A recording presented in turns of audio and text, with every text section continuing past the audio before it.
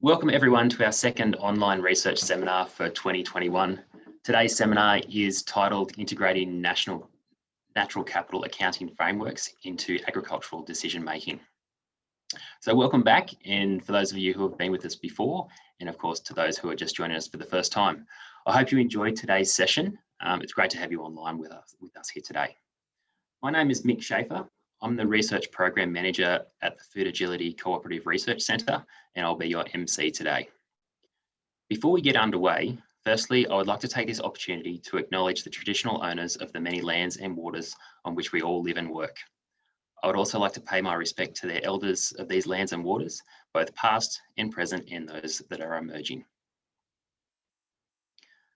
For those of you that are unfamiliar with Food Agility CRC, we're a CRC that's dedicated to unlocking the power of data and digital to transform our agri-food sector within Australia as well as globally. But before I introduce our speakers for today, let's cover off on a little bit of housekeeping for the session. It is being recorded, as you can see, and this recording will ultimately be available through our YouTube channel. So keep an eye out for that once it's released. And you can obviously share that around with your colleagues and people who weren't able to make the webinar today. We welcome questions throughout the talk, so please use the Q&A tab within the Zoom webinar function, not the chat tab, and that's at the bottom of your screen. So whilst it's not possible for you to ask them verbally, at the end of the presentation, we'll aim to work through them live, or if there are too many, we'll select some representative questions to ask. And of course, if you have that desire to catch up directly with our presenters, please do so, and you can find them via a Google search, or of course, by touching base with any of the Food Agility staff. I would now like to introduce our two speakers for today. We've got Stuart Martin and Tim Lane. Stuart Martin is a Food Agility PhD scholar, and he's doing his PhD at UTS in Sydney in the Institute for Sustainable Futures. Stuart has over 20 years experience in investment management and research around commercial real estate. Stuart's PhD looks at the integration of natural capital accounting into agricultural decision making, and he's using case studies and focus groups to highlight current barriers to the greater integration of natural capital into agricultural decision making through an accounting framework approach. Our second speaker today is Tim Lane, and Tim's the National Client Manager for Commercial and Agribusiness at Heron Todd White in Queensland. Tim joined Heron Todd White in 2011 to head up the National and Rural Division and is based in Brisbane. Tim has been in banking since 1987 and has held roles across ANZ as a commercial banking manager, credit manager, and private bank, and most recently as the director of the Private Bank of Queensland. Tim is the director of the Rural Division of Heron Todd White, and his knowledge in the banking environment, as well as supported by having family and personal interests in agriculture, provides a strong capacity to assist and grow the rural focus of Heron Todd White nationally. Tim holds a Bachelor of Business with majors in Economics and Operations Management. So today's seminar is a little bit different to those that we've run in the past. We'll have Stuart presenting first for around 25 to 30 minutes with a couple of audience polls during that presentation. And then that will be followed by a response and feedback, as well as discussion from Tim.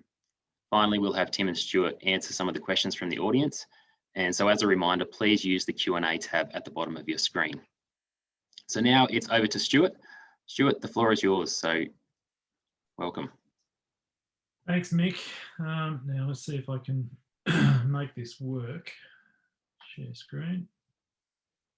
Where are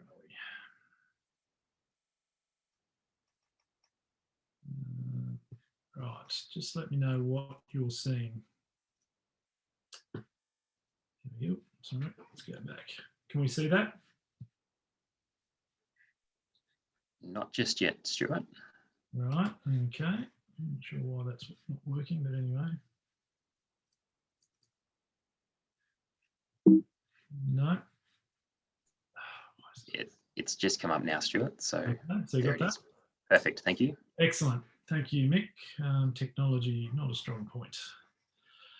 Well, thank you everyone for attending today. Mick's done a bit of an introduction, so I've stolen some of my thunder, but as Mick said, I'm Stuart Martin. I'm part of the Natural Capital Constellation, undertaking my PhD at UTS and the Institute for Sustainable Futures. I guess I'm here because I felt there was an opportunity for more investment in agriculture in Australia, and in particular where it delivers an environmental dividend. So seeking how this can be achieved through a measurement and monitoring system, my PhD looks at the integration of natural capital accounting into agricultural decision making. So just recapping and to remind ourselves what natural capital and ecosystems are and their importance, the following slide, for those that attended a previous food agility webinar, may recall Associate Professor Francisco Ascui and his presentation on natural capital risk assessment in agriculture, also available on the Food Agility YouTube channel, used a similar slide to define natural capital taken from the Natural Capital Protocol. So revisiting that, because I think it's a reasonably simple slide to understand. Our natural capital is essentially our soil, air, water, biodiversity and land resources that yield a flow of benefits to society, those flows being ecosystem goods and services. Our ecosystem services are considered provisioning services such as water filtration, food and fibre production, the building blocks of life. It also includes regulating services such as carbon sequestration, pollination and flood protection, and also our cultural services, so for recreation and spiritual. So before I move on, I'd like to do the first poll, if I could, Chris, and maybe if we could put up the poll and just ask people if they could just simply answer the question, which of the statements they feel is most correct, and just vote on that. And then we can move on and we'll come back to the answers on that poll, see how they compare to some of the research. So if you could take a couple of minutes to answer that poll, that'd be great. Chris, could you maybe let me know when we can move on?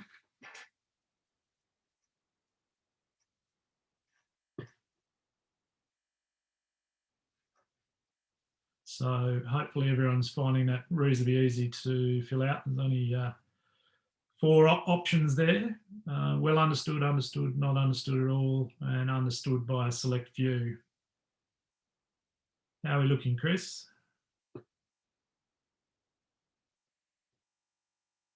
Just wait a couple more seconds. Hopefully everyone's got their answers. Okay, the poll's gone, so that looks like we can... yeah, interesting. So 81% said understood by a select few. Okay, that's, yep, that's interesting. All right, that's good. We'll come back to that and the relevance of that in a little while. So we'll just move forward. He says, if we can get the slides to move forward. There we go. Oh, sorry, too far. So next, I guess it's recognising that it's not a new concept, although I guess the poll indicated that it may just be a new concept. I've provided a bit of a timeline, which is a high-level summary of my literature review as part of my research, which provides a little bit of context as to where we are and where we've come from. It's challenging to pinpoint exactly where natural capital became prominent in economic discussions, but essentially, if we look at the 1970s literature and Freeman raising the concept of environmental, or the environment being considered capital, and Westman publishing How Much a Nature's System's Worth as a bit of a starting point. But this was followed in the 1980s by some seminal reports, the Brundtland Report and the Millennium Assessment in the 1990s, which really cemented the critical importance of natural capital and ecosystems, and importantly, the need to measure and monitor it. And again, back in the 1980s, Costanza established ecological economics as a concept. But now we need to snap forward to sort of beyond 2000, taking Brundtland and the Millennium Assessment, we see the development of frameworks as sort of put forward in both of those assessments that help capture and synthesize natural capital data.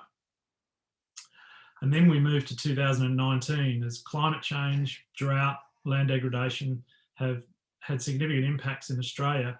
The agricultural industry and its bodies step up to the plate to recognise the need to address the issues.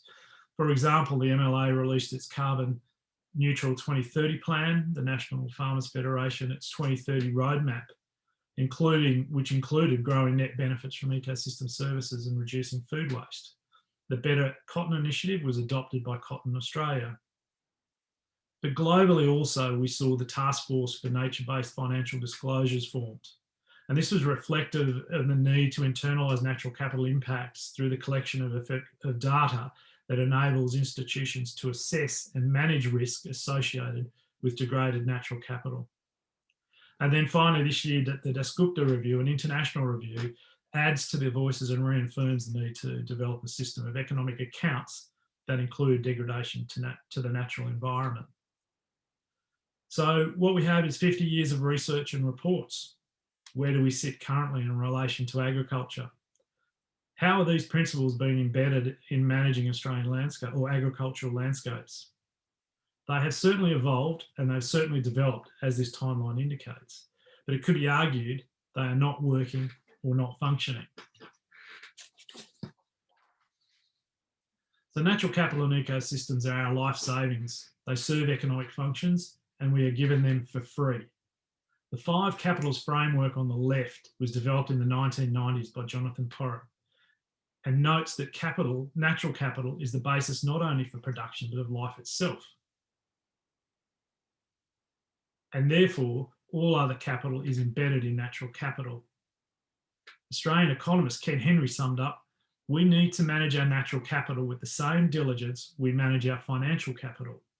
So the questions that arise from this is, are we really understanding natural capital and its significance to agriculture? Do we really understand how it supports the provisioning of ecosystem services, such as the supply of our food, fibre and energy? And do we understand that agriculture is part of the problem and that increasing demand for agricultural ecosystem services is leading to increased risks to the depletion of natural capital and a contribution to climate change? But do we also understand that agriculture is part of the solution through the growing benefits of accounting for natural capital and monitoring natural capital and the generation of new markets? If we answered yes to these, what evidence is there of how natural capital is accounted for in agricultural decision making? Which I guess then leads on to my research and the areas I'm looking at. So agriculture is the largest user of largely intact landscapes. The application of natural capital accounting can assist in identifying where outcomes contribute positively to the environment and the role it plays in mitigating climate change. In addition to contributing to managing risks associated with degraded natural capital and managing the impacts and positive outcomes in production of ecosystem services. So I'm looking at this from the perspective of mutual understanding to identify the motivations behind natural capital decision making, looking to overcome the inhibitors to taking the approach, and taking a very pragmatic approach to the research question, looking at practical goals, beliefs of stakeholders, and the use of mutual understanding to frame solutions to the problem. So by using the experience of an interaction of various stakeholders, not only farmers, but also external stakeholders who have a strong link to agriculture, placing and using that as a place where knowledge takes shape and using the dialogue between the stakeholders to mutually understand and look for a consensus for the way forward. So it is a qualitative approach. It's making the invisible visible, I guess, as I say there. And rather than take the approach of looking at why it's not being done, I've taken the approach, which is slightly more challenging, of why in fact it is being done. So I've looked at case studies that are undertaking natural capital accounting or about to undertake natural capital accounting as part of their agricultural decision making, looking at examining the transition, how they've transitioned to this relatively new approach. This has come with a few challenges, of course, particularly identifying case studies that are willing to participate in the research, and also the small representation of enterprises that are undertaking natural capital accounting or a form of natural capital accounting. So it may be a small sample, but I think it's quite representative of what's happening. The samples obviously are very purposeful because of the determination and focus around the subject matter. I have recorded interviews with participants in each of the case studies. The semi-structured approach really just allows for a more flexible response from the interviewees. I focused around the research questions that I had up earlier. I've looked at the overall experience of the people that are involved in these organisations because I think that's important in their knowledge base. Looked at their understanding of natural capital and natural capital accounting and their understanding of the overall industry and stakeholders around the knowledge of natural capital, which kind of flips back to the question that I asked earlier, very similar to one that I've asked others. I've looked at the triggers. What were the triggers that determine the need for these agricultural enterprises to implement natural capital accounting? Also, who, what, or where was critical? What was critical in encouraging them to undertake the process, and what issues did they come across? What engagement they've had with other stakeholders and other farmers, and of course, what outcomes they've achieved to date, and then what is the next step in the process. So the case studies you can see there, I've not only used interviews, I've looked at where possible, I've gathered peer-reviewed journals alongside grey literature, web pages, relative to each case study, and they were analysed with the aim of providing support and reliability to the interviews. So the case studies themselves, on the left, Kilter Rural and their Victorian operations, well established, 3 or 4 years of experience of using natural capital accounting, using accounting for nature. So gives good perspective on the challenge and opportunities and why they've taken this approach. Case study 2 on the far right was the Queensland Land Restoration Fund, a policy-driven approach, so slightly different, using a diverse range of projects, using carbon farming as the core, but building around natural capital accounting to assess the co-benefits of carbon farming. Case study 3, very early stage, adoption of natural capital, building into accounting for natural capital in their enterprise is Paraway. So looking at the insight into the drivers and the stimulants to why they wanted to go down this pathway. And finally, case study 4, land to market, a farmer-led and collaborative approach to accounting for natural capital using a developed methodology. So that's basically the background to the case studies and my approach. So the analysis is still in its early phases, but I think it's worth understanding some of the sort of themes that are coming from the case study interviews and the documentary analysis that I've done. And of course, the value proposition is one of the key drivers for these enterprises and undertaking it. And not surprisingly, financial is one of the big enablers in this whole process. It's the opportunities provided by potential new income streams, but also climate change and the opportunities provided in assisting and adapting to climate change as it evolves, but also, and to a lesser extent, contributing to mitigation, being able to measure the mitigation strategies around natural capital and the like. And of course, then that flows through to supply chain opportunities and the new markets that are opening up. But the thing that needs to go alongside that, it's kind of like a prerequisite to the financial opportunities, is to access that capital and supply chains who see the natural capital measurement as socially responsible and environmentally sustainable. There needs to be a prerequisite. You need to manage your natural capital because there's a belief that you can't get paid for things that you can't measure.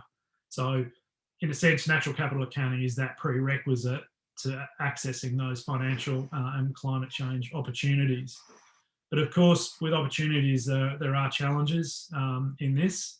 In particular, the demand, so the demand side, and that emanates from the lack of depth in markets, the lack of depth in rules and frameworks at this point in time. So there's a little bit of lack of clarity around how those new revenue streams will evolve.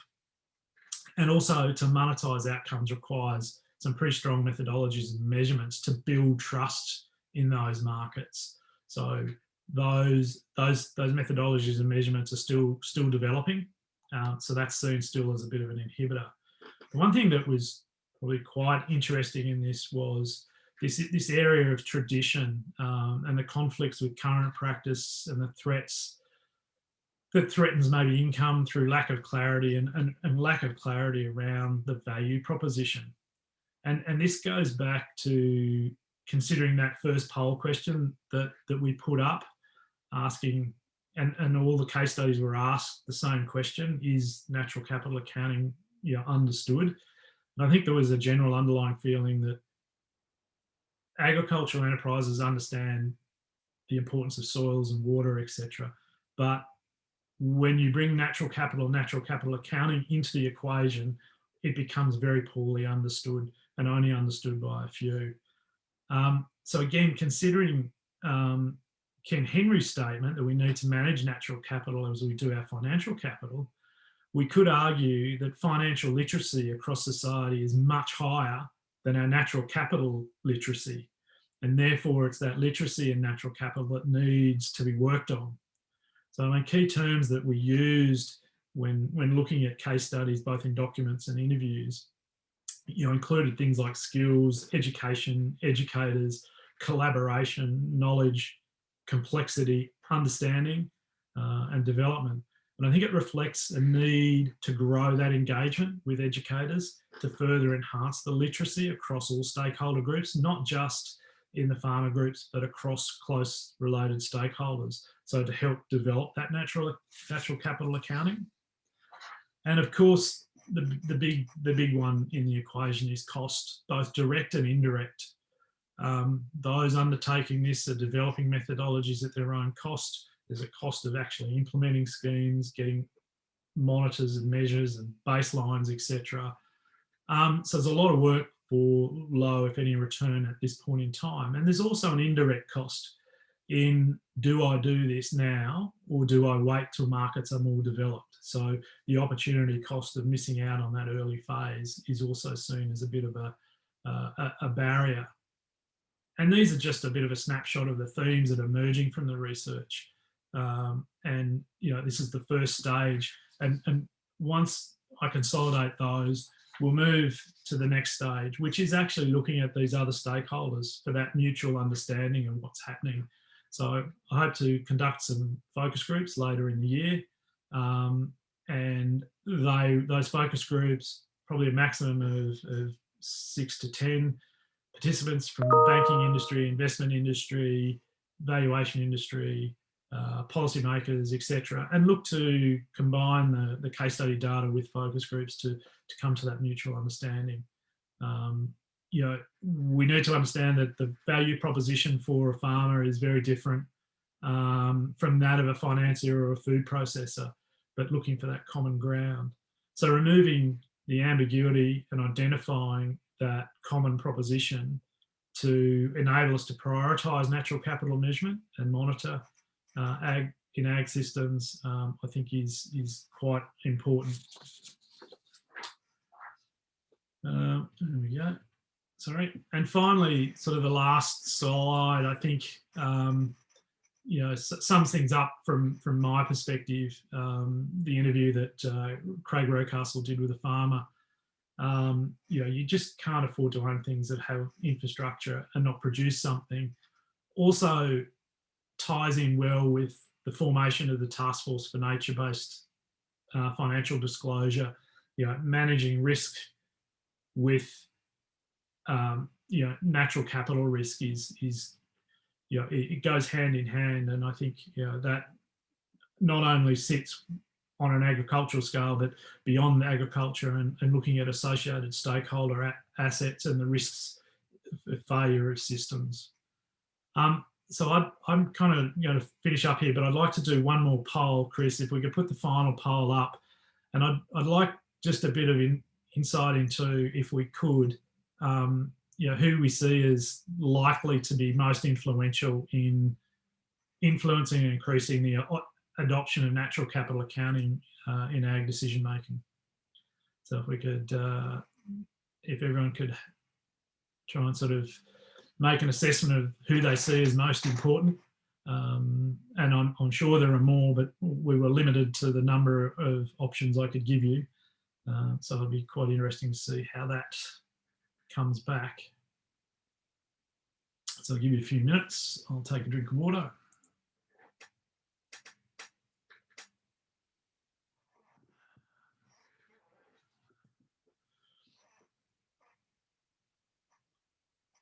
Hopefully that provides a bit of perspective on my PhD and where it's going. But I think Tim will provide some further insight into what's happening in the external stakeholder world in this area.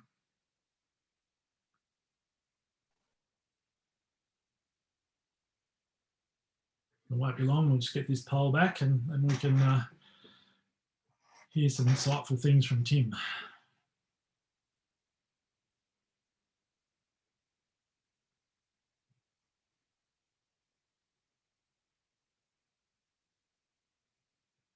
It shouldn't be too long now, and everyone should. There we go. So, interesting. Policymakers are seen as one of the. It's pretty evenly split. Banks probably didn't get as much of a response. Investors and farmers less so. And poor old valuers, Tim, don't get much of a look in at all. That doesn't surprise me at all, Stuart. All right, I'm going to stop sharing my screen. I'm going to hand over to Tim, who's going to be hopefully maybe a little bit more exciting than I will be. Here we go. Stop sharing. Are we back? Thanks very much, Stuart. And look, it's an interesting concept. And for everybody on the line, I'm not here to talk about the natural capital accounting side, just more of a discussion around the impact of what we see when we're approached in the market. We have been interested in Stuart's 6 options there about who would influence. 3 of those are arguably coming from a risk perspective: bank from a risk perspective, the insurer, which was an interesting concept Stuart had there. You've obviously got policymakers at one level, which are both risk and opportunity, in those equations. And then, from a valuation perspective, I suppose part of our role is to assess an asset to help inform somebody about future risk. So, interesting perspective. And what we see, I suppose an anecdote going back around 5 years ago or so, when I started to approach some of the banks around how they were going to assess, carbon abatement programs, natural capital, what was their policy, how are they going to treat it. And I remember one senior bank person in the credit area said, look, as long as they put it on a block of land which we don't have a mortgage over, we're okay, because that's their problem, not our problem. But I think we all recognise that going forward, it's going to be, everybody in the world of agriculture is going to be impacted at some level. And from our observation, having done assessments on both sort of biodiversity and carbon abatement programs, there's a few things emerging, and probably the one key thing up front is the lack of reliable information or data or knowledge. So it goes back to the first question about who actually knows what. The evolution of carbon market for a start, the methodologies, how they're to be treated, the permanency impacts, the project design relative to a property, and indeed the area of the design of the project on the property has an influence. And certainly at the very early stages, we did evidence where some poor design actually reduced the value, the underlying value of the asset, as a result of poorly designed carbon abatement program, and effectively destroyed value. So whilst the initial cash flows might have looked good, the long-term consequence was not so good. From a valuer's perspective, we obviously have a landholder on one side that is looking for the opportunity to work out. They've been approached by generally an aggregator who has the scheme, will help sort of design the overlay, if you like, on the program. And they'll get to the point where they'll talk about the commercial terms, how they're going to look to manage it, what the potential opportunity might be, the ongoing cost to manage the area, etc. So all of that's done, and then ultimately they will turn up, if they're subject to finance, to their banker and say, we now want to do this. And I suppose the very early stages, the bank, historically went, well, the first easy defence is no, and we'll negotiate up from there. That's one way to easily manage risk. But ultimately, they've had to be able to work out what they are doing. And even in the last 2 months, I've had discussions with 3 banks, the senior sort of credit agri people in the banks, all asking the same question about how is this, what are the methodologies, who's doing it, what's the guidance that we should expect as a financier, what information do you need, what information do you get? And all of those things coming into it. So they're trying to sort of form their policy position as it goes forward as well, still to this day in some sense. But ultimately, for the valuation industry, and therefore to sign off for a bank to be comfortable, we'll look at the property without any of the encumbrance of, what is the carbon abatement or other, conservation covenant, etc. And then look at the impact of the management agreement that goes with the change use conditions, which will then inform what can be done on that area that's identified. And also you've got the balance of land area to be run as a normal production system. And up until now, the majority of those assessments and abatement programs have been above ground. So they are natural revegetation or planted, vegetation programs. And obviously we've got the soil carbon, which potentially becomes a lot larger scale. But obviously there's a whole lot of costs to be determined in terms of the baselining for a soil carbon program. The other observation that we would make early on is that the above ground program, so that the tree carbon is a very simple example. I mean, you can see it, you can identify it on the map, you can look at that country relative to the existing property, the impact in terms of productive capacity, whether that's cropping country or grazing country. There are some country which just quite simply doesn't add a lot to the productive value of the asset, and so lends itself better to some other form of income through some sequestration program or otherwise. But you can see it, you can identify it, and ultimately you can go back and you can observe the change over time. As we move into the soil carbon side of it, that's obviously going to be much harder to demonstrate, much harder to verify.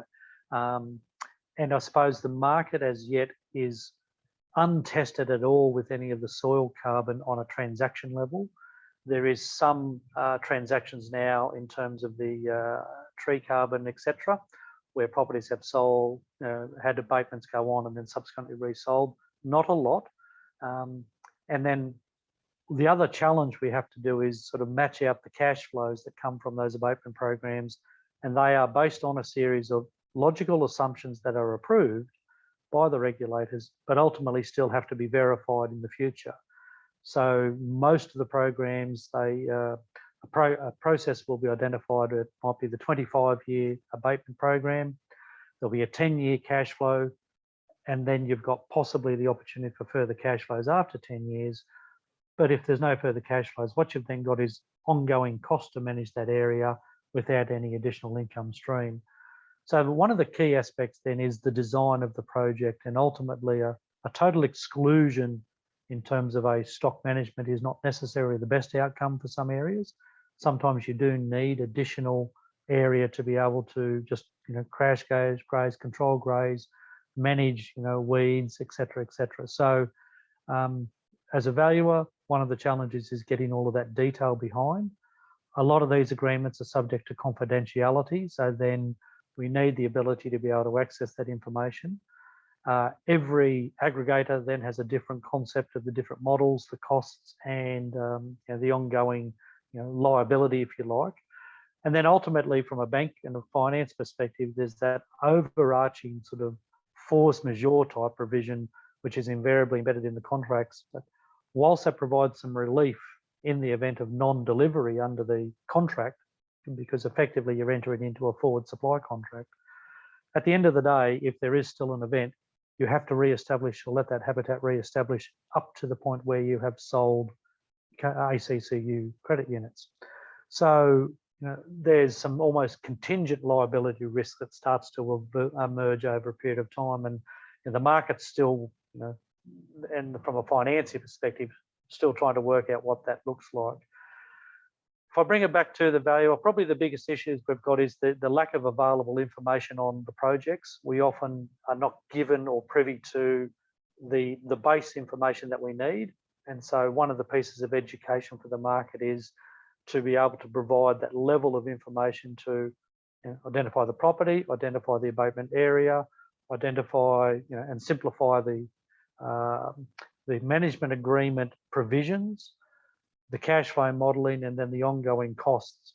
And our role is then to assess the future situation of that property relative to its current use. And then I think one of the challenges as we move forward, as more and more country is encumbered effectively by some agreement, will be how does the market then assess that? At the end of the day, what a landholder is actually doing is agreeing to a different methodology about how they run the country as distinct from how they managed the country before. So whatever the change of use is, and so because the encumbrance is attached to the title, any purchaser takes on that obligation to manage the country under those same conditions. And it's very early days yet and undemonstrated to a large degree how the market does perceive that impact against the relative value of that asset. So I might just stop there, Stuart, and ask if you've got any general questions. Mick, should we come back to you? Absolutely. And Stuart, if you'd like to come back on as well, that'd be great. So I guess for both of you, I mean, Stuart, before we go into the main questions and answers from the audience, did you have any questions or comments for Tim or vice versa before we answer those ones? I think, I mean, there's two quite distinct issues. One is the encumbering a piece of land with a contract through carbon farming, and the other is simply monitoring and measuring change in landscapes through management styles and management approaches to improve landscapes. So there's two distinct things, but I think the commonality between the two is information. Tim talks a lot about being able to access that information and to be able to be informed in their approach, the valuation approach into landscapes is quite important. So there's quite a bit of crossover from that perspective. And again, this issue of knowledge and literacy around some of these topics is still, I think, obviously very at the lower levels. I think, and certainly one of the common discussions of the last couple of months, as I said, with some of the agri credit managers, etc., is about that sort of ongoing verification. So, if on day one, there's nothing in place, then there is some form of carbon abatement program. And then as you go back and, re-inspect those properties, 2 years, 5 years, 7 years down the track, you can observe those changes. But one of my questions to the banks was, well, how are you going to validate what somebody is claiming? Because it goes back to, what can you measure, what can you test? And at the end of the day, it is a set of assumptions up front to then be verified by future, future assessment, future checking. Now, the cost of that is one of the implications from Stuart's perspective, in terms of that's why a lot of people may not step into it to the same degree. But then as we go into the challenge has been for that soil carbon about just the cost of baseline. And again, is distinct from an above ground sort of program. Potentially a soil carbon program will be the whole of a property that is able to be baseline measured. So the encumbrance, if you like, on the title is potentially a much wider area. But then how do you verify the ongoing impact of that? I think becomes one of those cost benefit challenges that the industry still has to resolve. Yeah, thanks for that. So I guess Stuart and Tim, we've had quite a few questions come in from the audience, so we might go through and answer some of those if you like. Sure. I guess I'd like to start off with this one. So from the perspective of the national farming demographic, you've got a median age for around 54 generally for farmers in Australia. Is this influencing the conversation around natural capital, and does it create a barrier for adoption given the long-term benefits of natural capital adoption? So I guess that's sort of aimed at both of you, really. Would you like to say about that? Sure. I'll take it from my perspective and looking at the case studies and my general sort of work over the last 4 or 5 years in this area. I wouldn't say it's a barrier, the average age group, and in fact, those that have been quite positive towards natural capital accounting and changing landscape management for better outcomes, age has not been an issue. It's there's certainly been a strong cohort of more mature farmers that are very proactive and very much on the front foot in trying to make changes for better outcomes and looking for other opportunities and improving their terms of trade. Yeah, and look, I would support that view as well. I think for the current incumbent generation, they're very much more aware of needing to manage the land appropriately. And for the next generation, they want to respect that and do that. But the challenge is they've still got to, land is not inexpensive, it is quite expensive. And so they've got to find that balance to how they can actually fund the business and still respect the land. And I suppose, for me, when I talk to primary producers, it's not about the number of, hooves running around on the property. You actually make your money by the number of, kilos of beef sold or the number of kilos of wool sold, or so it's how you can actually improve that. And I suppose ultimately, soil carbon sequestration benefits in the long term, but it's that transitional point between maybe a diseconomy of scale to see the benefit in the medium to longer term. And I think that's really the challenge for those operating, whether they are a boomer generation or Gen X. Yeah, I guess following on from that, Tim, from your valuer's perspective, do you believe that what do you believe is the level of understanding from the landholder of the different schemes that are available? And have you seen any cases where the carbon footprint design has had a sort of a material negative impact on those land values? Yeah, certainly very mixed is the level of understanding. If you sort of think about it, there are a lot of landholders, because of their locality, are maybe being approached by someone and say, have I got a deal for you, type concept. And there's been some recent articles in the media of the last few weeks that sort of reflect the pros and cons of people that have stepped into programs. Some have said, yep, would have done it again, and others said, I wouldn't have done it again if they had the choice. And yes, very early on, when sort of the whole carbon market came into existence, there were very clear early examples where, again, poor project design literally destroyed value. Cropping country in Western Australia was one example where they planted basically trees. If you think about broadacre cropping, boom sprays, and then the planting gear is pretty wide nowadays. And in effect, what they did is planted the trees too close. So all of a sudden, the farming gear was too big to run in between the rows of the trees, and effectively converted arable land back to grazing land. So there was an impact on value. We've seen other ones where the project design was, the abatement was put across the whole property, and only talking a smaller scale situation in this example. But the property used to run about 50 head of cattle, sort of a peri-urban block out of a major city area.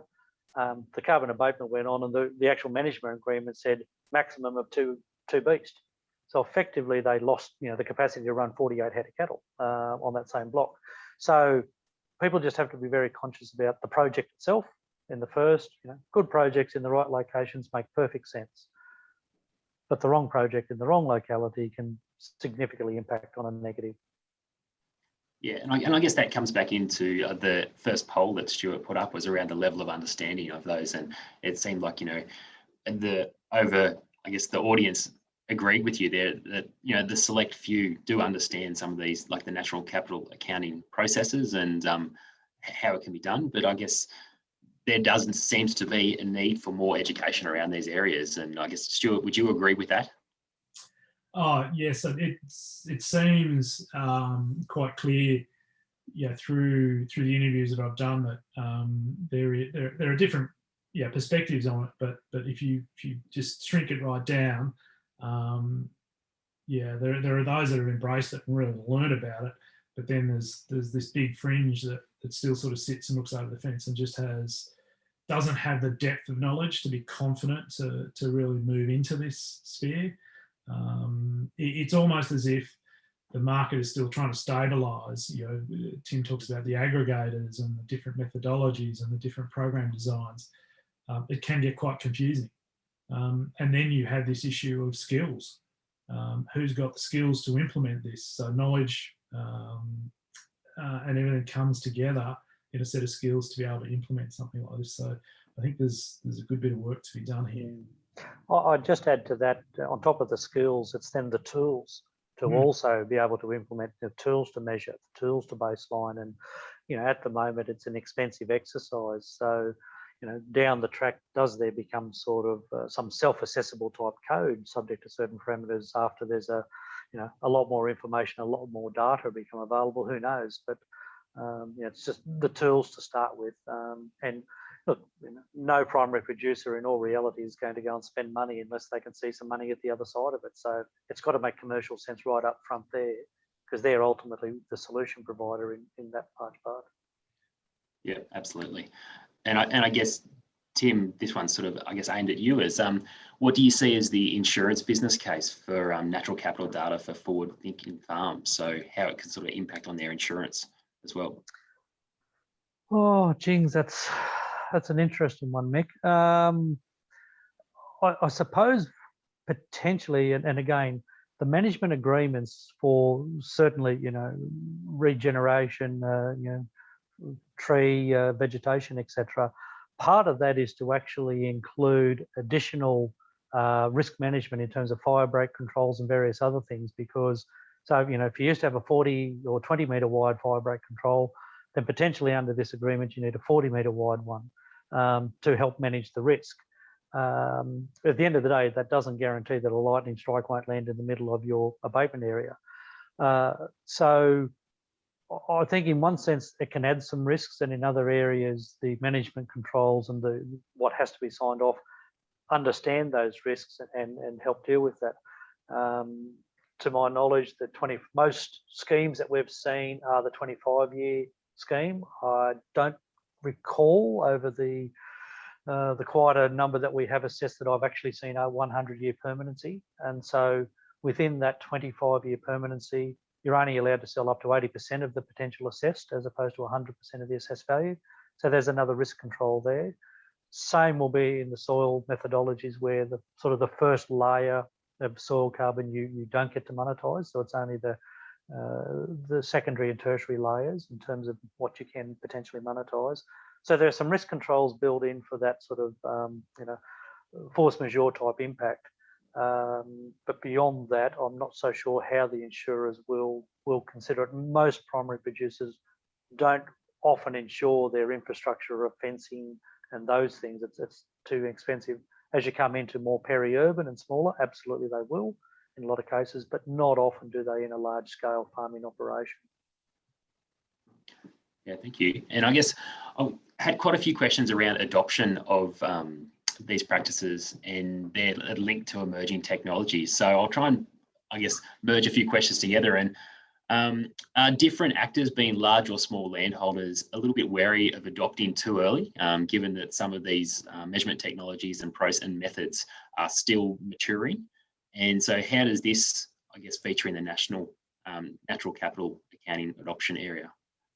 That's, I guess, for both of you to have a think about. Yeah, I'm just looking at Mara's question there as well, which sort of ties into that. How do I answer that? The first thing I'll say is that technology wasn't a big part of the responses within the case study analysis so far. There were a few sort of around it, but it didn't play a big part. It was more about getting the measurements and methodologies correct, or well, correct's not the right word, but effective to be able to validate and trust the data at the end. So technologies themselves weren't so much of an issue, and it's also kind of leads, I think, to another question of, you know, why adopt now early, and I think farmers just see a real value proposition longer term, that yes, there's a financial opportunity, but it's also about that well-being and that social concept of being socially responsible. So I don't know whether that answers the question, but I don't think there's no particular line in the sand where a smaller farmer over a larger farmer will, or enterprise will use technology, will prefer to use technology, or do this. It's just a central issue. I think I support those comments. I think it's interesting that, you know, some of the brand names that Stuart had up on one of the earlier slides, you know, they're corporate clients. They have both a agricultural production system, but they also do have a recognisable brand name in market, versus a single landholder, you know, mum and dad sort of operation in one sense. So I think there's certainly a benefit for that corporate brand image, that whole ESG sort of social responsibility, to be attached in the line. They also invariably have more scale, that they can actually do some trial development, and they can actually start to quantify it and validate it up. And they've got just a much bigger land area that they can then start to work that into their production systems. So in one sense, I do see a lot of the development into the space probably led by the corporate sector because of those things. But progressive, you know, mum and dad farmers will also step in, absolutely, as Stuart has indicated. And in some cases, some of them are more progressive potentially than the corporate market, but they just may not have enough scale to make it warrant for today in terms of those establishment costs either. So, you know, there's a relativity in terms of a base cost before you start to get to the other side of a profit. Yeah, so I guess on that, is there, a barrier or a threshold of size that the operational farm needs to be before this becomes a viable practice to be investing in or looking at for farmers? You know, your mum and dad farmers that might have a small holding, what is the threshold of size that becomes useful for them? Look, I certainly, from our perspective, we haven't done any internal sort of assessment on that. So my comments are a bit more broad, that probably the smallest scale project that I think we've seen would be no less than around 500 hectares. And, you know, again, that's been above ground. Now, some of that has been on country where it's not